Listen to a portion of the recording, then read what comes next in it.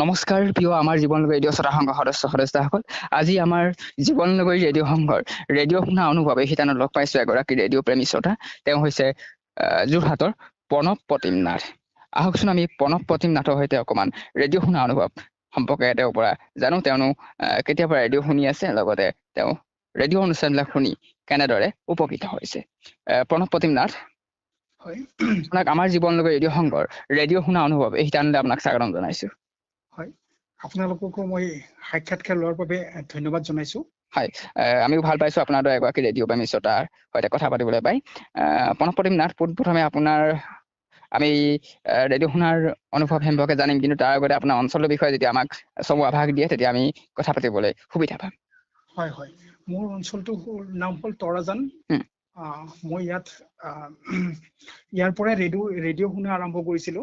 মানে আপুনি শৈশৱৰ পৰাই অনুষ্ঠান শুনি আছে নেকি আপুনি? হয় হয়, সৰুৰ পৰাই শুনি আছে চাগে? হয় হয়, মই সৰুৰ পৰা শুনিছিলো যদিও হয়, আৰু মানে আপোনাৰ ধৰক সৰুৰ পৰাই সেই অনুষ্ঠানবিলাক শুনি আছে আৰু এতিয়াও বৰ্তমান শুনি আছে যিহেতু অনুষ্ঠানবিলাক। আপুনি কোন কেন্দ্ৰৰ অনুষ্ঠান শুনে আকাশবাণী? হয় হয়, মই আচলতে শৈশৱতে মই গুৱাহাটীৰ অনুষ্ঠানবিলাক শুনিছিলো, হয়, কিন্তু এতিয়া মই যোৰহাটৰ আটাইবিলাক অনুষ্ঠানে শুনো।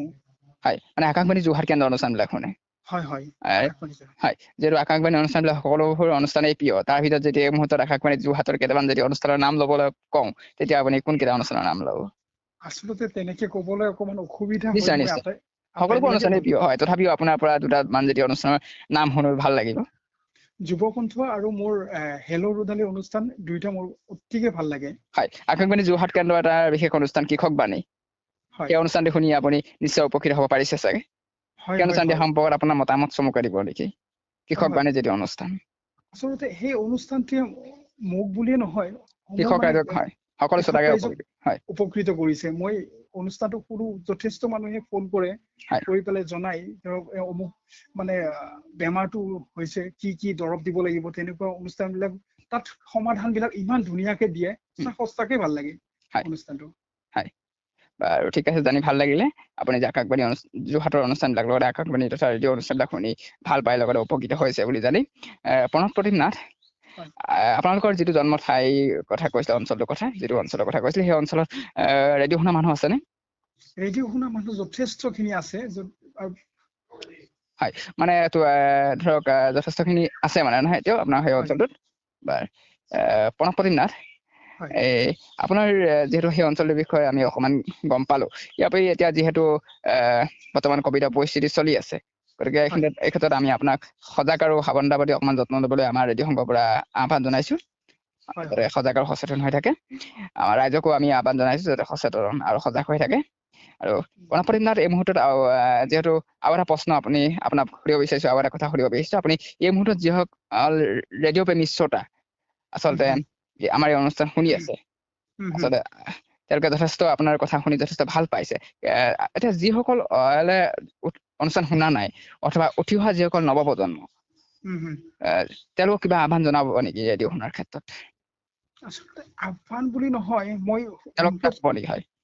অনুৰোধ কৰিম যে ৰেডিঅ'টো সঁচাকে এটা মানে খুব মানে প্ৰয়োজনীয় বস্তু। যিখিনি অনুষ্ঠান তাত দিয়া হয়, হেল্ল' ৰ'দালি হওক, কৃষক বাণী হওক, বা আপোনাৰ যিটো আমাৰ বিদ্যাৰ্থী অনুষ্ঠান দিয়ে, হয়, মানে শিক্ষাৰ্থী বিলাকৰ কাৰণে অতিকে প্ৰয়োজনীয় অনুষ্ঠান।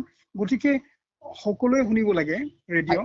হয়, বাৰু ঠিক আছে, আমাৰ তৰফৰ পৰা আপোনাক ধন্যবাদ জনাইছো। আৰু আপোনালোকৰ ওচৰে পাজৰে যিবিলাক ধৰক আপোনাৰ ব্যক্তি আছে, ওচৰে পাজৰে যিসকল আপোনালোকৰ চুবুৰীয়া মানুহ আছে ধৰক, লগতে হয় আপোনাৰ বন্ধু বান্ধৱীসকল আছে, তেওঁলোকক আপুনি আচলতে অনুৰোধ জনাব যাতে তেওঁলোকেও ৰেডিঅ'টো শুনে।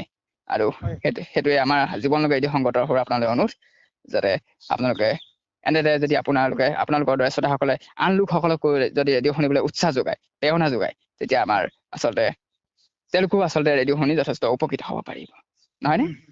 হয় বাৰু ঠিক আছে, প্ৰণৱ প্ৰতিম নাথ, আপোনাৰ সৈতে কথা পাতি যথেষ্ট ভাল লাগিল। এনেদৰে আপুনি ৰেডিঅ' অনুষ্ঠানবিলাক শুনি থাকিব আৰু আমাৰ সৈতে যোগাযোগ ৰাখি থাকিব।